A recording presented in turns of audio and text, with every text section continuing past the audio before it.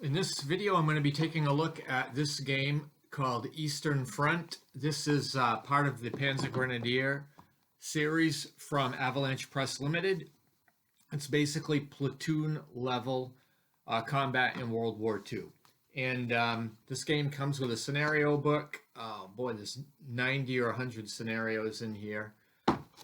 They are basically sections of a unit that will be engaging in part of a section of over a larger battle that is covered on geomorphic maps that the scenarios tell you which ones to use. Avalanche Press, I don't like their maps, generally speaking. I find them kind of garish, but you do get used to them.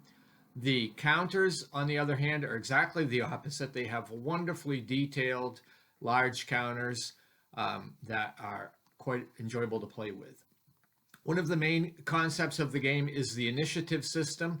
So usually one side starts with a little bit of advantage. So you have a roll off of D6s and you add, your advantage if you have it.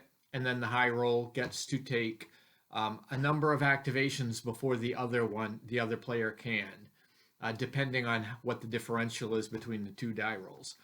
And then after all the units have moved and engaged in combat or whatever they're going to do for the turn, the turn comes to an end, or if both players end up passing. There is also, I guess one of the main factors in the game is the use of leaders. Both sides have a number of leaders, and if you can keep a number of units within their range or stacked with them, when that leader activates, he can move he can move a number of units. Also, if he has another leader that is a subordinate that is within his range, that leader can be activated and then he can activate other units. So you could organize your troops such that you can have a larger action during one of these segments. One other thing that I play with this game is the random events rules. So in the back of the scenario book, there is a random events table based on a 2d6 rolls. And these come up when you have a tie in the initiative roll-off. If you both have a straight die roll that are the same number, then you roll on the events table and get an event.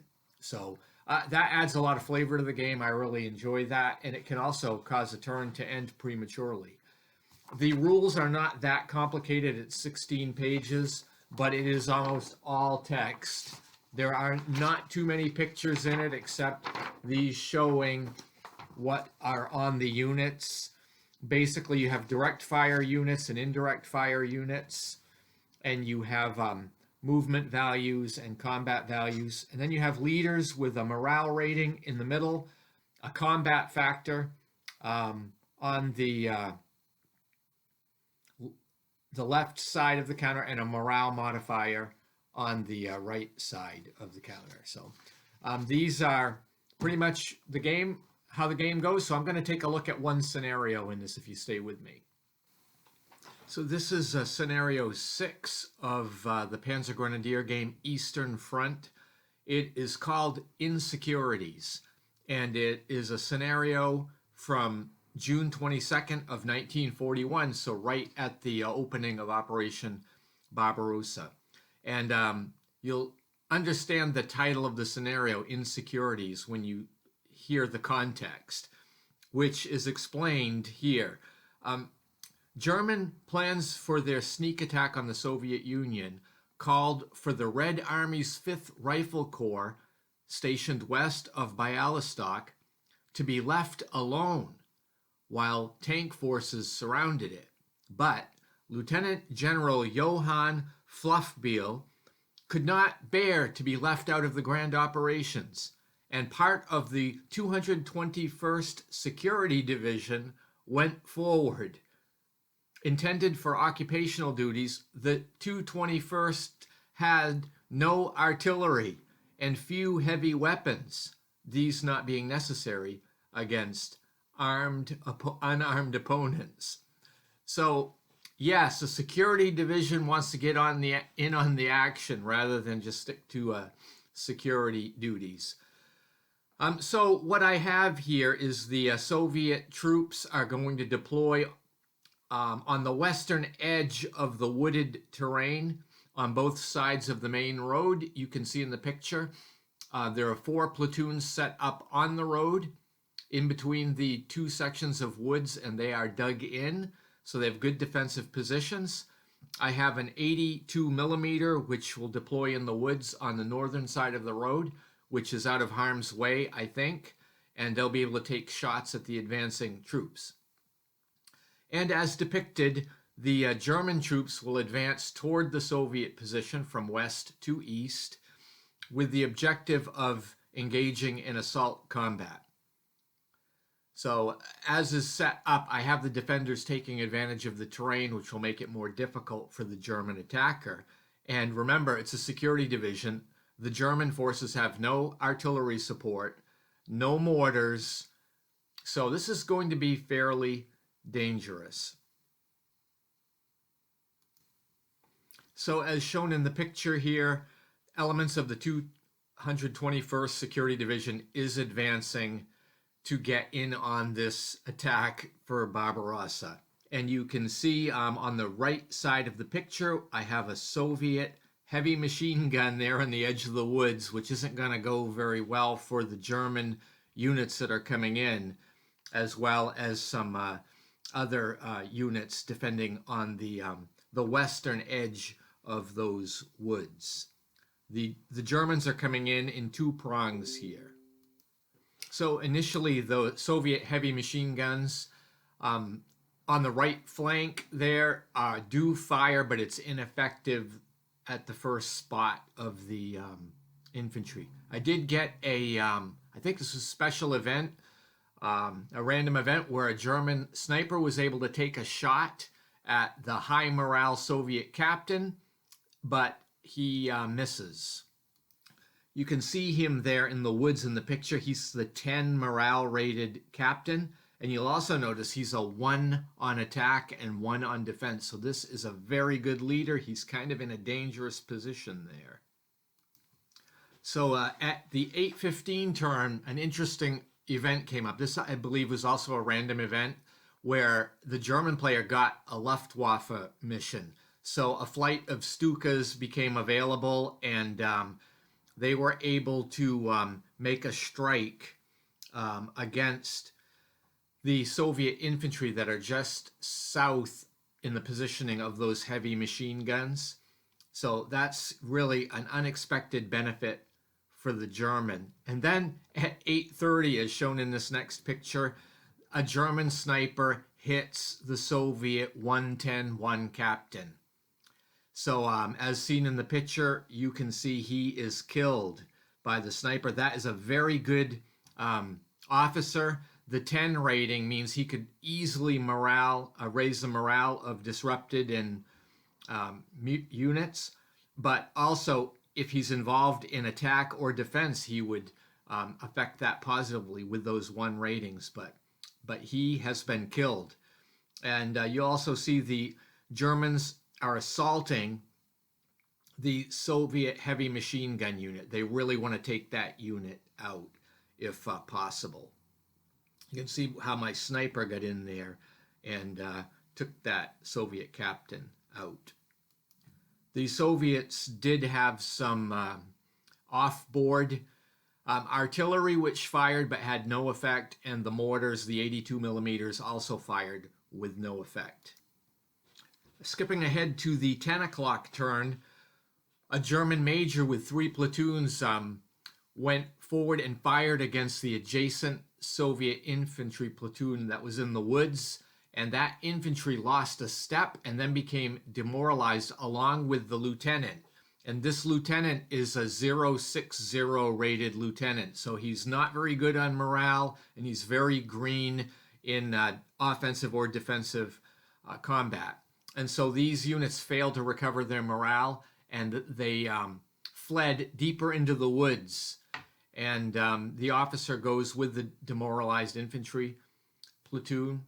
And I ended up drawing a fog of war, so the turn ended a little bit prematurely this time.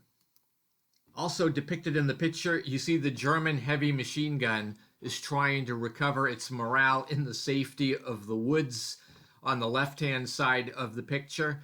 And, this is the only German heavy weapons unit of any sort, is this heavy machine gun. Everything else are just infantry, and they're security divisions at that. So this game is played, Panzergrenadier is played in 15-minute turns. So I'm just going to skip ahead now from the 10 o'clock turn to the 11 o'clock turn. So a number of things happened during this period. But my picture shows this Soviet heavy machine gun in the woods there, and it took some point-blank shots at the German infantry, and they managed to destroy 2 steps and to demoralize 2 platoons. And the captain, who is a 0-10-1, is disrupted. So this captain is a very high morale, experienced guy. He's more of a defensive person with his 1 rating.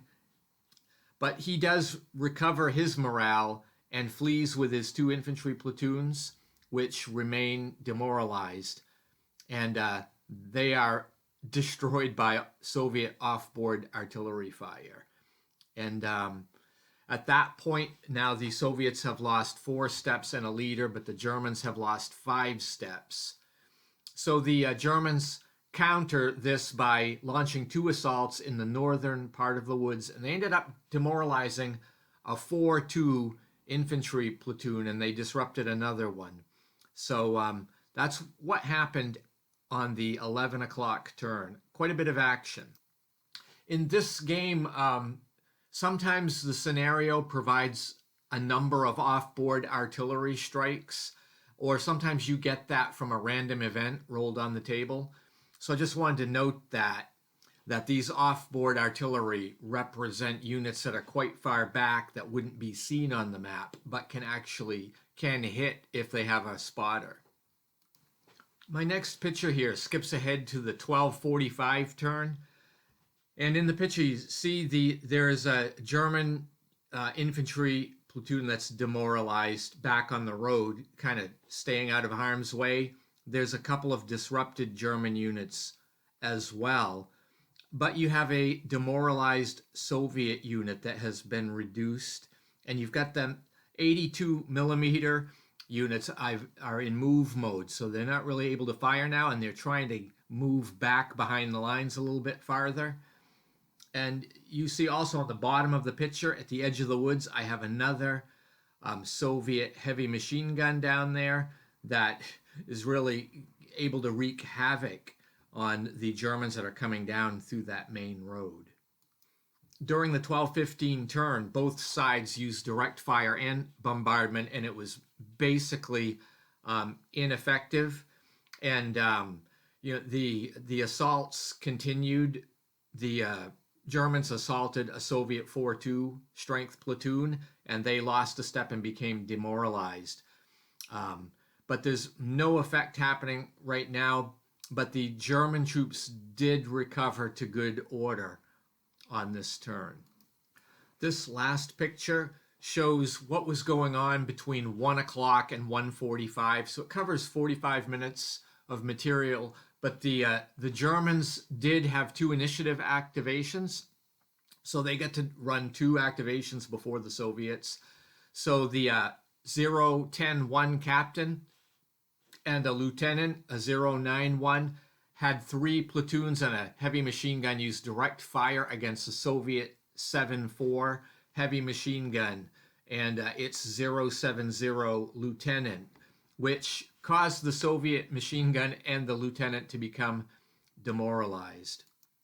In the picture, you see the retreat that it eventually made. It's still demoralized, but the officer isn't. The Soviets were also able to use off-board artillery to fire on the Germans, and they disrupted a 5-3 infantry platoon, which was forced to fall back. Also in this picture, you see at around 1:30, the German lieutenant, whose ratings are 0-9-0, assaulted a Soviet 2-2 infantry, which ended up becoming demoralized. So I had a Soviet lieutenant. he's not very good, the 060, advanced into the assault hex with 2 additional platoons to try to rescue the beleaguered 2-2 demoralized unit. But once I get these 2 fresh platoons in there, the demoralized unit was able to flee. It didn't recover its morale. And then I used off-board artillery as a Soviet, and I ended up disrupting the German captain, the 010-1 rated captain. So you see in the picture where I have a continuing assault on there. In this game, the direct fire can happen at range or in adjacent hexes, depending on the type of unit, but assault actually happens in the same hex. So what you see in that circled hex, continuing assault, is German and Soviet combat units fighting it out in that one hex. So they're all in the same stack.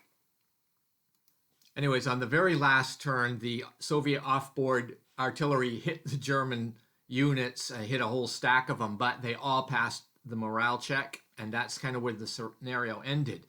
And this is a very simple scenario, so the victory conditions are quite basic. It's the side with the most step losses loses. So the Soviets lost 10 steps and 2 leaders. One of those leaders was lost to a sniper. And the Germans have lost 5 steps, which actually gives the Germans better than a 2-1 victory because of the leaders that were lost. So I will acknowledge, though, that a couple of random events played a role here, especially the 2 sniper attacks, but also because the second sniper attack took out a Soviet captain, and it ended up lowering the Soviets' initiative, which affected it pretty much every new turn that started. And also, the Germans getting that Stuka mission was pretty remarkable as well. So that's a scenario called Insecurities from Eastern Front, and from the Panzergrenadier series by Avalanche Press Limited. So I thank you for watching, and stay tuned if you'd like to see other games.